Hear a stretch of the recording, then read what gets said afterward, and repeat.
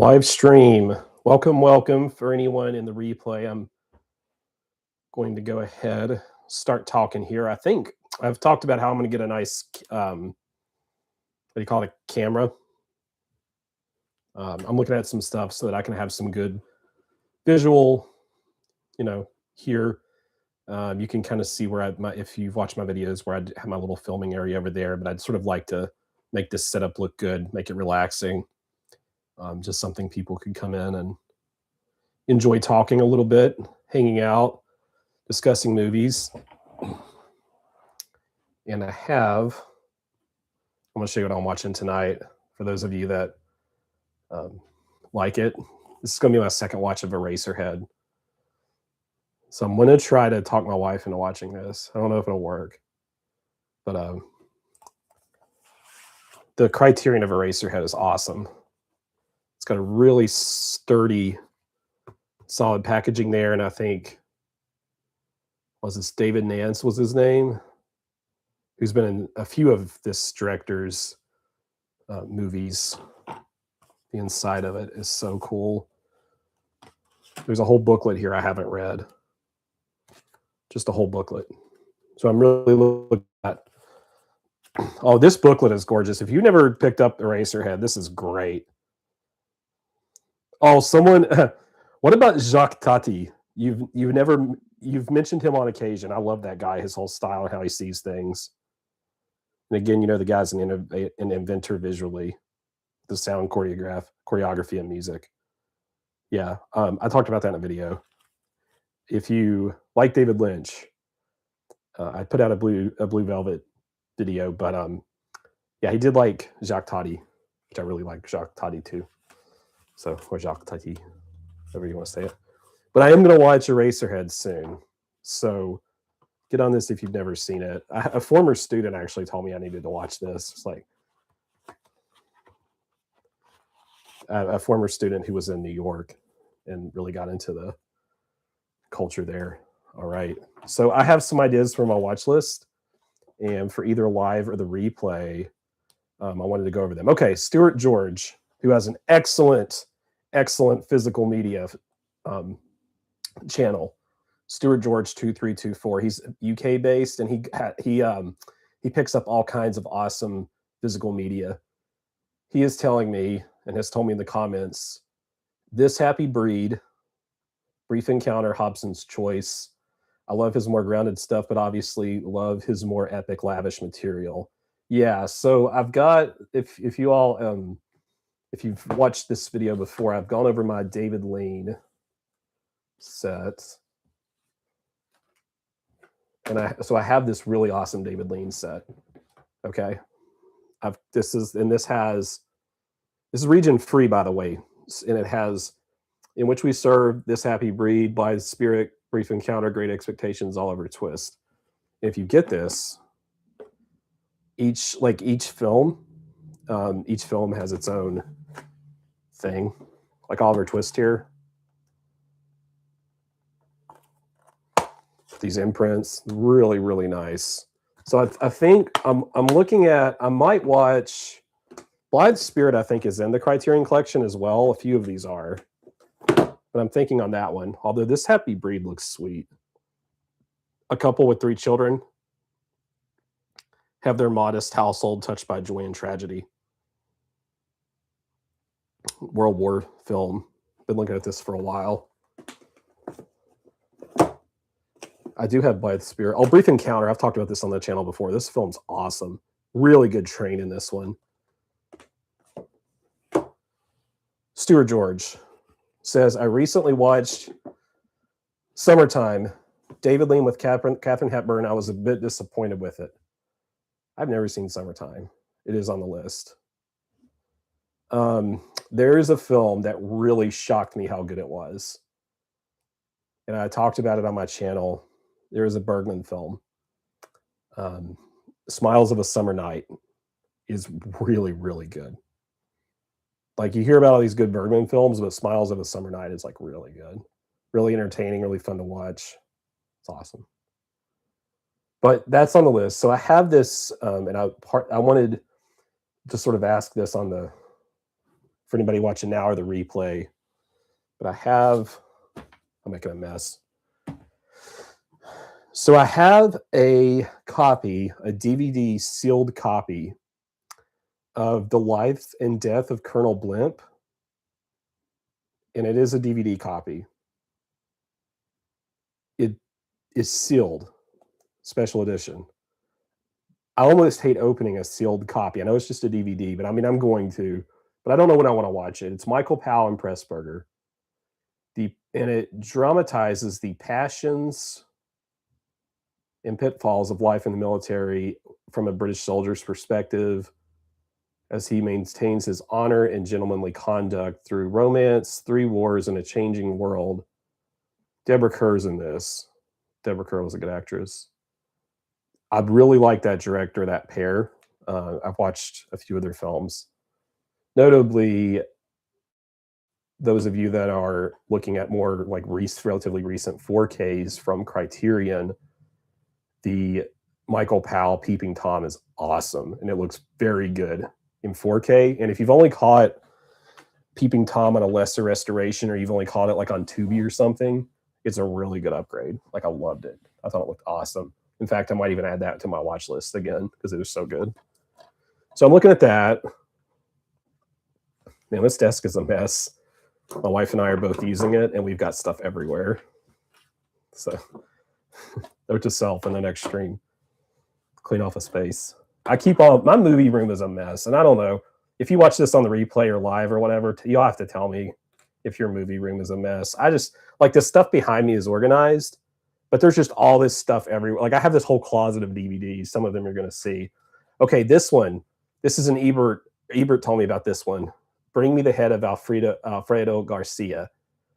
This is Sam Peckinpah, I believe. I've had this forever. I got this from Orbit DVD when I was there, like in summer. Some people will do anything for $1 million, even if it means killing who gets in their way. So Sam Peckinpah and Warren Oates is in this. Chris Christopherson's in this. That's interesting. A gritty classic. I love Chris Christopherson. I just learned that the song Me and Bobby McGee, which I'm going to try to karaoke soon, I just learned that he wrote that. So if you're a fan of Chris Christopherson, Me and Bobby McGee, Wikipedia, which I guess is correct here. So check this out.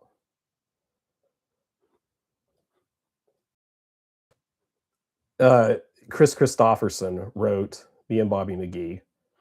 Now, I happen to think that Me and Bobby McGee is an excellent piece of writing and an excellent song. And Chris Christopherson, one of the reasons I'm mentioning him here on this stream was he's been in a few different movies, right? Including Sam Peckinpah's Billy the Kid, right? Wasn't he in that? Yeah, maybe. It's been a minute. But he wrote Me and Bobby McGee. That's probably part of why it's so good. But him being in this other film like makes me really happy because I love Chris Christopherson. Sunday Morning Coming Down is an incredible song. Okay, this is a film that I've got on my watch list, and I'm hoping someone will give me some guidance on this. So I picked this up for like $1. Okay, I have this giant used movies. Well, it's more used bookstore near me that I go to sometimes, and I'll pick up stuff like this. But this is called Ghost. I've never seen Ghost. It has Patrick Swayze living as a ghost, and Demi Moore helps solve the murder. Well, Whoopi Goldberg's in this. That's nice, I guess. She's usually pretty good. I love Whoopi Goldberg in Sister Act. Love Sister Act. Controversially, one of my top 10 musicals. Love it. But Ghost, I want to see. My wife says this is really good, or that she wanted to watch it with me. So I think I'm going to move this on up the list. Yeah. Patrick Swayze. Yeah. Yeah. It looks really good, doesn't it? By the way, The Substance would have been so I talked about The Substance a while back on the channel. And minus the last like 15 minutes of The Substance, I thought that film was pretty clever. And then I liked it less, but I still liked it. I just liked it a lot less because I thought that there were some incredible sequences in The Substance, like the apartment that was used in that film. Um, I recently, which I put a review up on the channel of Blue Velvet. Blue Velvet had an incredible apartment in it, right? I think that the apartment in that film was similar in terms of how impactful it was. Really loved it. A film I picked up in, I wanted to say I picked this up near somewhere in Tennessee for $4, and I've looked at this for a while. The New World, and I keep hearing all these things about it. This might even be a Criterion. I don't know. Ebert and Roper liked it, so that was the show after Siskel and Ebert. Terrence Malick in a New World America story. Colin Farrell's in it. Christian Bale. Not always the biggest Christian Bale fan, but I'll take him for this. And Christopher Plummer, good actor. So yeah, maybe I'll watch this one. Right now, I think right now Ghost is going to be the first watch after Eraserhead. I think it's going to be Eraserhead Ghost. Let's keep going here. See what we have. Oh yeah, I wanted to show you guys something. So some of you are Area Video fans, and I did not cover the May releases. I covered the month before. They just announced because nothing in it was too exciting to me. But I am in love with my little Arrow Video Turtles set. Now, if you grew up in this era, it was a great time to be a Turtles fan. And if you happen to be a gaming fan and you like tabletop games or you like card games, Magic the Gathering, the biggest card game, has a set out right now. It's very controversial, but they have a set out right now. I'm actually going to play this evening. But this has the original 3. I have never watched all of 3. I hear it's very bad, but I got this more for the first 2. And I thought the first one was pretty like entertaining. Like I thought the first one was kind of a solid movie. The second one's like, okay, that's the one I grew up on. But Arrow Video is really cool. They gave you like a booklet that looks like a pizza. Like this is how these actually used to look. Like there was, even in my little like southwest part of Virginia town, we had menus that looked like this. Even though I know this is supposed to represent New York, but they give you a poster that I'm like thinking. Let's see, I haven't. Someone told me they hung this up, but I love my poster, man. That's so cool. But they come with little playing cards. So 3, for example, has like Casey Jones kind of ripping off Michael Myers or whatever there. Not Michael Myers, Jason. But they're cool. The first one's the first one I think is a good action adventure, lightweight. I kind of liked. So I'm probably, I don't know. I was thinking about trying to finish up 2. 2's not as good as 1, but it's still pretty good in its own way. You know, depending on like expectations, right? Like expectations for films, what you want out of the experience. Which I watch a lot of really heavy stuff, and sometimes I just can't always do it. Especially, there's some films that you just really need a break. So this is something that I have wanted to see this for a very long time. I showed my wife Singing in the Rain years ago, and she fell absolutely in love with it. And as you should, it's like one of the greatest films ever made. But Gene Kelly was in a drama called Inherit the Wind. And I believe Spencer Tracy, Frederick March. Yeah, that's a heck of a cast. This is supposed to be about evolution versus creation. Now, I'm imagining that given, how do I say this?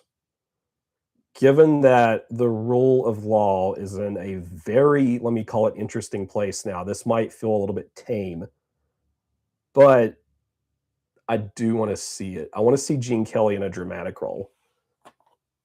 I'm a little bit more partial for my musicals to Fred Astaire than Gene Kelly in general, but this seems interesting to me.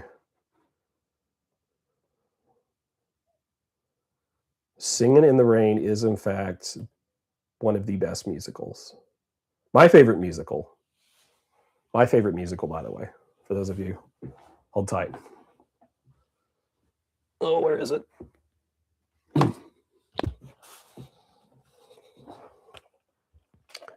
This is my favorite musical, The Wicker Man. I have seen this movie so many times. I love this folk horror movie. This actually, if you had to ask me, Cody in the cinema, what do you think is the single most underrated movie ever made? By every metric, it would be The Wicker Man. I talked about that as one of the first movies ever covered on my channel. Singing in the Rain. Yeah. The 4K, we have the 4K of it. Singing in the Rain, I had a really cool experience happen with Singing in the Rain. This just made me think of this. So there's this, so I'm a teacher and I teach at a high school. And there is this student who is like just this phenomenal vocal talent, really good performer. I think she's going to be like a really standout kind of just talent. And I sent her, I usually don't like tailor, like a list of something for students. But this particular student, I know, and I know the family a little bit. So I sent her a list of different like movies that she should watch related to musicals because I thought that would be helpful. And she was just like, yeah, Singing in the Rain. I was like, yeah, it makes you want to try harder, doesn't it? Like, yeah. So really good feel good moment there with that film. Okay, I have this copy of, speaking of that, I have this copy of New York, New York, which was controversial at the time in terms of how good it was. Martin Scorsese, Liza Minnelli, saxophone stardom, a splashy, flashy musical spectacle. I got this for $1, this DVD. I think it got a 4K or collectors or something. Scorsese. I haven't ever seen it. I would like to see the entire Scorsese canon. I do have Boxcar Bertha at some point, so that's something that's on my list to check out, but I have not watched it yet. So that's one I want to get to. One that I think I'm going to push maybe to the highest of this list that I've got here. And this is supposed to be a movie that everybody loves. Film fans, like Bela Tarr kind of cinephiles, everybody loves this. Okay, this film I'm about to talk about. I've never seen it, but it's called Life is Beautiful. Life is Beautiful. 2 thumbs up, Siskel and Ebert. Los Angeles Daily News, a masterpiece of tremendous power and beauty. So, Life is Beautiful was nominated 7 Academy Awards, 3 Oscars, including a Best Actor. There is something happens with World War II and this guy that falls in love with this woman. Now, I've heard it's heartwarming and heartbreaking. I've heard a lot about it. I've been meaning to watch it for a very, very long time. So I may even put it a little bit higher on the list because I keep putting it away and then forgetting about it. But I know that people really like it. It won Best Foreign Language Film, which actually I think is kind of hard to do. Like you think about, it's a much bigger pool of talent. Best Actor and Best Music, and I'm a sucker for good music. If your film has good music, it will go up substantially for me. If you look behind me, behind my ear, like where my ear's pointing, that is a Once Upon a Time in the West poster, that which has Ennio Morricone soundtrack. It was very, very, very, very, very good. That's my favorite movie. Ennio Morricone. I still need to watch Ennio. Maybe I should put that on the list. The day that Ennio Morricone died, this was the most horrible thing. So I was showing my wife for the first time Once Upon a Time in the West. And we got like halfway through it, right? And then we went to bed. And he died like either overnight or like the next day or whatever. And we had to finish the movie with that knowledge. Just like that just really happened, right? So sad. But anyway, next up, Dogville, Nicole Kidman. This is an actress who has gone up way, way, way gone up for me after I watched Eyes Wide Shut, the 4K transfer, which, by the way, is excellent. If you look at side-by-side transfers of the 4K of Eyes Wide Shut, it is incredible. We watched that close to Christmas, and that was a very good release here in 2025, and that was my favorite. That was so good. But Nicole Kidman, since this and To Die For, I really love To Die For. I think that's a really underrated movie. This is Dogville. So this is Nicole Kidman, Lauren Bacall, Paul Bettany, James Caan, John Hurt's in this, Jeremy Davies. This is a huge cast. Ben Gazzara's in this. Oh my gosh. She lives in an isolated town of gangsters, and I think Lars von Trier, which my first experience with Lars von Trier was The House That Jack Built. That is a watch, and I like a whole lot of it. I do not like the supernatural sequence. I think that part is bad, but most of that film I like. And then this is a really, really, really good film. Eyes Wide Shut. One of Tom Cruise's best performances. Yeah, we watched Collateral. Collateral is really cool too with Michael Mann. The Others. We have The Others. We have my copy of The Others is like I accidentally broke the cover. It's really annoying. But The Others is sweet. The Others is a sweet gothic horror kind of film. But Nicole Kidman has gone up significantly in my mind. After having just watching Eyes Wide Shut again, that will be a yearly watch. Stanley Kubrick, right? Like his films just get under your skin. Now, when I was a kid, my parents had this movie on every so often. True Lies. Finally got a copy of it. I have heard that the 4K of this is terrible. Okay, so I've just got a DVD of it here. I got for cheap. I have been a big Arnold fan since I was a kid. One of my very first videos I did on my channel was a defense of Kindergarten Cop. I think that movie is quite good for what it is. It has some problems, but I think Kindergarten Cop is a little bit underrated. Arnold is a special agent. His wife Helen is just a boring salesman, and their lives collide. There's international terrorists, blah, blah, blah. I remember some of this, directed by James Cameron. Special effects. This looks fun to me, I think, anyway. True Lies. I like it. We did watch... what was the film? There was some other film with him that I've got a steelbook of. Looking down here. Oh, it's a popular one. I can't think of the name. It was like an AI simulation of your life. Or something like that. One more that I have in my stack here that I'm looking at, big stack, was Old Boy. And I should probably get to Old Boy sooner or later because it's going to end up getting spoiled for me. I kind of have an idea of where it might go anyway, based on what I've read. But Park Chan-wook. My first experience with him was The Handmaiden, and I have a nice edition of that over there. The Handmaiden is really good. I really, really liked that. This is a director who you can tell loves movies. Okay, so I was very, very excited for this. But I've got this edition from Umbrella. So this is probably just Region B. And of course, usually what's Region A? It's a revenge story with, Park Chan-wook directing. Really cool presentation on that. So what I think I'm going to do, just to circle back around here, This is where I think I am. This is where I think I am after talking this out. You know how fun it is to stream and just talk about movies? You should try it sometime. Okay. Here's where I think I am. I think I'm going to go in this order.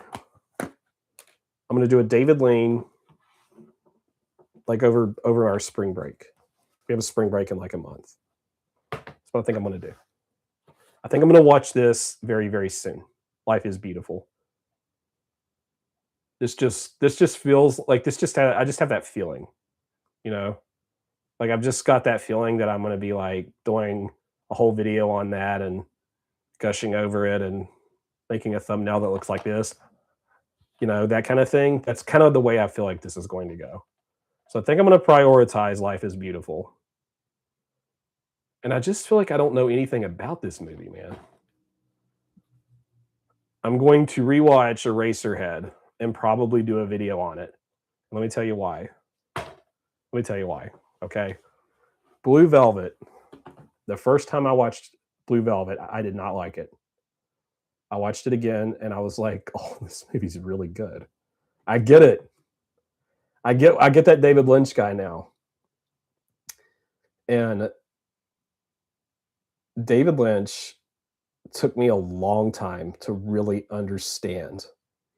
And I always had this like David Lynch barrier. It was this wall, this giant wall of like, here's the wall. Okay. Here's David Lynch over here doing cool stuff. Here's Cody in the cinema. I had this big wall and that wall has gone.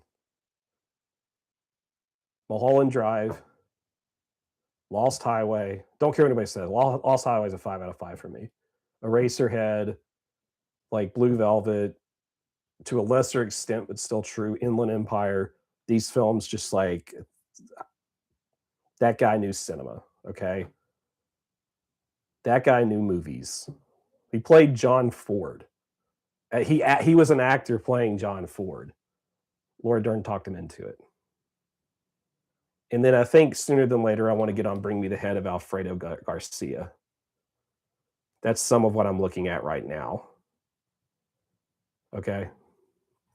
Another thing I wanted to mention while I'm on stream, and people can give me feedback at some point. I'm looking at doing a video, but I think it's going to be kind of hard. And here, possible video. Top 10 Criterion collection films I would take to a desert. Hey, what's up, Outer Galaxy Lounge? If you're ever on my channel, and you want to learn something about movies, I have a commenter, and he goes by his name on YouTube is Outer Galaxy Lounge. This guy, he also is on Letterboxd. You should check out his Letterboxd. This guy is like a walking encyclopedia of everything you could ever want to know about a movie. Like, no joke. Outer Galaxy Lounge. He's in the comments there. So he'll tell you all these cool stories. I'm in a case. Nah, man. Nah, he'd be like, I watched. This guy would be like, I watched a pristine print of that in like 20 years ago of a movie I just thought nobody would have seen in theaters. It's awesome. I really envy that. Where I grew up, we didn't have a whole lot of great we don't either here have a lot of great cinema. You have to go like an hour plus to go to great movies. But anyway, this is a possible video I'm doing. Top 10 Criterion films I would take to. I don't know how to name this. Top 10 Criterion films, collection films I would take with me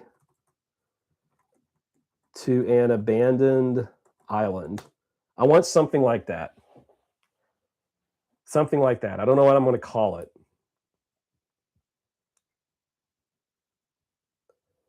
Yeah.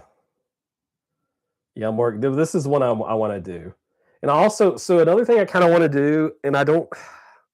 The YouTube algorithm's kind of hard, but I'm looking back at like Cody. Let me say in his early 20s, I would have loved to have had someone tell me, here's a small, like 5-10 films. Here's a small number of like good, easy Criterion labeled discs to start with. I've made similar videos, but I would like something for somebody who, is just really breaking in to a greater film world. That would cover a lot of territory and they wouldn't necessarily feel like it. You know what I mean? So I was thinking about a video, and if anybody catches this in the replay and has any thoughts, I've been thinking about this for almost a year. A video where like it's a good mix of like maybe like 5 English, 5 non-English films that give you like a range. You know what I mean? Like a range of films. So an example of something that would be on there, Seven Samurai would 100% be on there because that would be a great blind buy. That would be a great purchase. That's a great 4K disc or Blu-ray, whatever people want. And it covers like so many different things at once, even though I know it's long or whatever, but you don't notice it because it's such a great film. Man, I popped that in the other day. That looks great. Like I watched a little bit of that. That looks awesome in 4K. Um, but I want to do something like that because I really want something that someone could look up and like kind of find at random. But a lot of the people that watch my channel tend to be 30s, 40s, 50s, 60s, and they already are kind of established and they already kind of know a lot about movies, and a lot of them a lot more than I do. Um, I just happen to like have a platform where I can sort of focus on things I like, but I would like something like that that somebody could pick up because there's nothing better than seeing someone newer to these kinds of movies get that like first, dip in. There's just nothing like that. Roger Ebert once said something along the lines of the greatest gift a film fan can give to another film fan is like to tell them about a great movie. That's on his great movies list. It's something like that. So yeah, Alfredo Garcia rocks. Yeah, and I saw the others at the movies. Yeah, I like the others. I didn't like the others quite as much as I wanted to, but I liked it.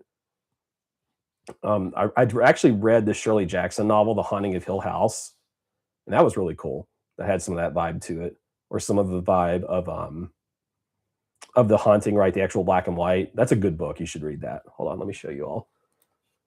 Since we talked about the others.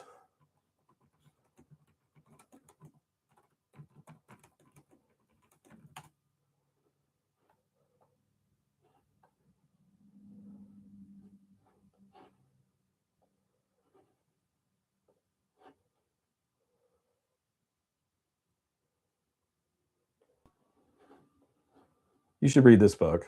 If you like the haunted house movies, it'd be really cool. This is almost like a movie idea because I've tried a haunted house movie before, video, but I love this kind of stuff. And The Haunting is a really cool old black and white film. If anybody has never heard of it, you should watch it. It's kind of it's like some of those, like it is kind of old, but I think the photography and stuff's incredible in it. It's just some really good use of black and white in that film. Um, but the actual Shirley Jackson novel, this is very, very easy to read. So if you ever wanted to like, yeah, like it's really good. So it's extremely psychological, and you don't know a lot of the times like what's real and what's not. But if you're a fan of The Haunting, which I used to watch The Haunting a lot, it was one of my first like black and white scary movies. I would get this book and I would read it. I need to get a Criterion of the Innocents. I've watched it all the way through once, and it scared the daylights out of me, man. That was so creepy. That was so creepy. The Innocents with Deborah Kerr was so creepy. Yeah, this is something you all should check out. I haven't seen this in a dog's age, but since we're talking about it here, The Haunting or The Innocents. I think this is a Criterion. Yeah, this is worth talking about while we're still here. Uh, let's bring this up.